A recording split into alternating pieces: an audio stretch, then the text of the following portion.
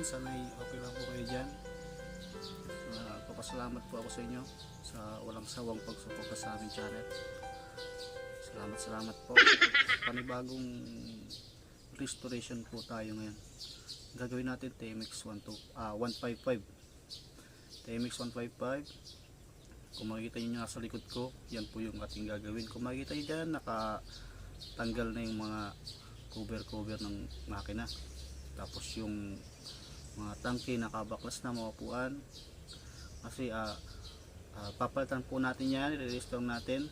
Gagawin natin dyan, ibababa natin yung makina. Pagkababa ng makina, tatanggalin natin yung mga harness dito. Kasi yung chassis nya pipinturahan natin. Tapos mamasilya natin yung mga hindi magandang kuan dito, yung mga pinag-weldingan. I-restore natin siya lahat. Ipapasulit ko sa inyo kung ano yung mga gagawin ko para magmukhang maganda naman tong TMX 155 natin. Makikita nyo yung unang video na nagpintura ng fuel tank ng TMX 155, saka nag-install ng sticker. Makikita nyo po doon tangke po nung nasa likod natin to. Tapos yung cover, kung paano in-sprayan, para dito pa rin yan. Kasi si Jay po yung nagpintura doon. Ako si Jay, siya po yung nagpintura. Siya po yung taga-pintura namin. Mas magaling po yan. Kaya kung gusto nyo magpapintura, PM lang po kayo. Tapos i-assist namin kayo. Okay, sisimulan natin tong i-restore tong TMX 155 natin. Ito yung TMX 155. Ayan, medyo kinakalawang. Yan po yung ating gagawin. Ayan, medyo kinakalawang. Tapos yung shifting shaft, papalitan natin yan. Papakita ko lang sa inyo. Tayo sa kabila. Ayan, kung makikita nyo, papalitan natin yung shifting shaft dahil winilding na yung kanyang pedal. Papalitan po natin yan. Kasi pagka nagwaklas tayo ng kaya nagpalit tayo ng shifting shaft, hindi natin kaagad-agad mapapalitan kasi naka-welding na. Yan po yung isa natin gagawin. Tapos mga oil seal, tapos linisan na natin. At kung papansin nyo rito, kalawang na rin siya. Yan, kaya ibababa ko yung makina, pipinturahan natin tong chassis nya. Tapos meron siyang battery dito. Saka yung shock nya, hindi na siya original. Papalitan din natin yan. Medyo talagang na-stuck na tong motor na to. Pero umaandar tong motor na to. Tahimik naman tong motor na to. Na-stuck lang talaga dahil sa pandemic.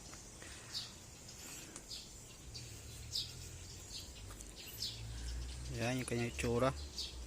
Medyo talagang iba na yung pinagdaanan niya. Saka yung cowling, ayan, kikiskisin natin to dahil pipinturahan natin to ulit. Kaya nagka-bukol-bukol dahil dun sa cover niya, yung ginawang pantakip sa motor. Kaya nagkaroon siya ng mga buklig-buklig na ganyan. Tapos hindi na siya original. Yan, papalitan din natin yan. Saka yung kanyang headlight, papalitan natin yan. Ito yung stainless nya, kikinisin na lang natin to. Saka yung oil seal, ayan, papalitan din natin yan.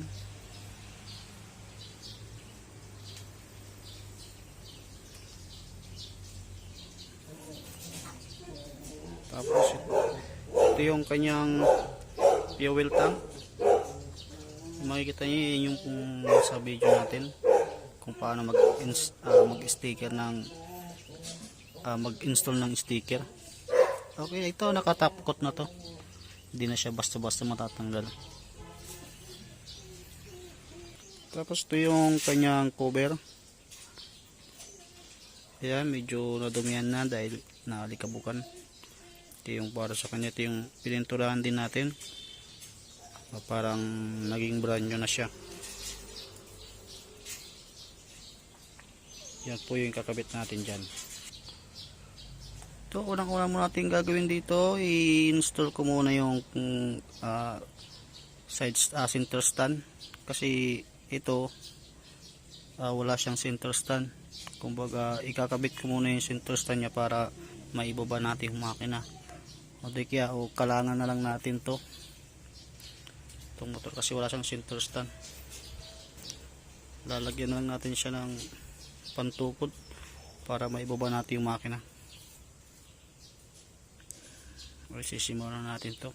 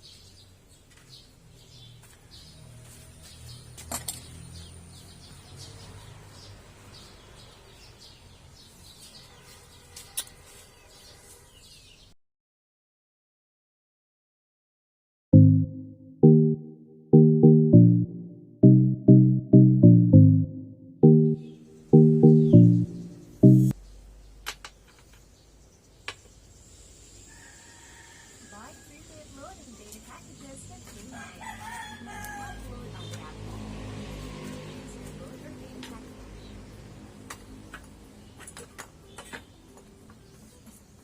Tap Continue. Verify your load purchase details and tap Buy. Wait for the confirmation of your load purchase. Similar to others, choose your load or data package. Toggle the Send SPF button and enter the recipient's mobile number. You may also include a message by typing out your load or recipient's number. Verify your load purchase details and tap Buy. Wait for the confirmation of your load purchase.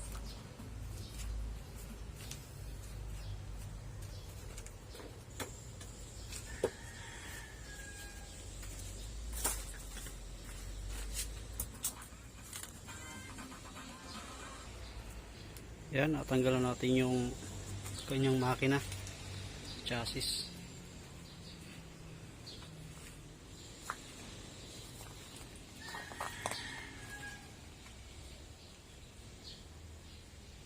Yan yung kanyang makina. Kikinisin natin mamaya yung makina niya. Saka natin kakapit na yung mga cover niya.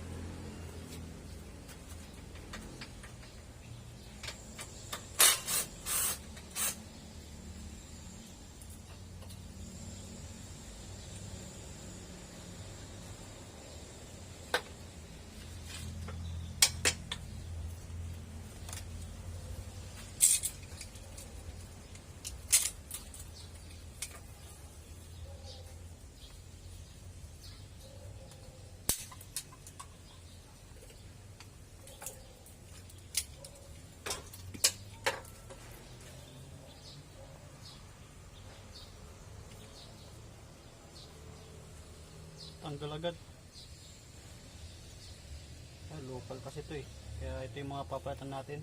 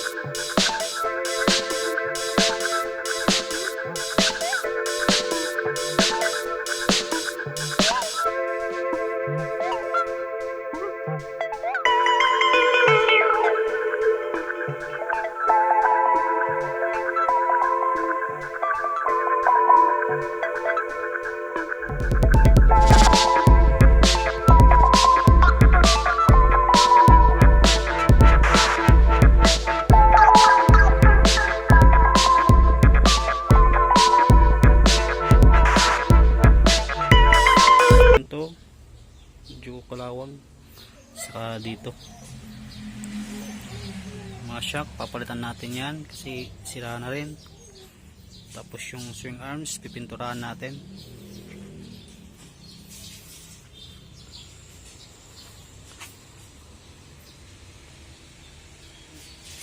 Yan, uunahin muna natin yan na assemble yung makina, saka sunod natin yung chassis.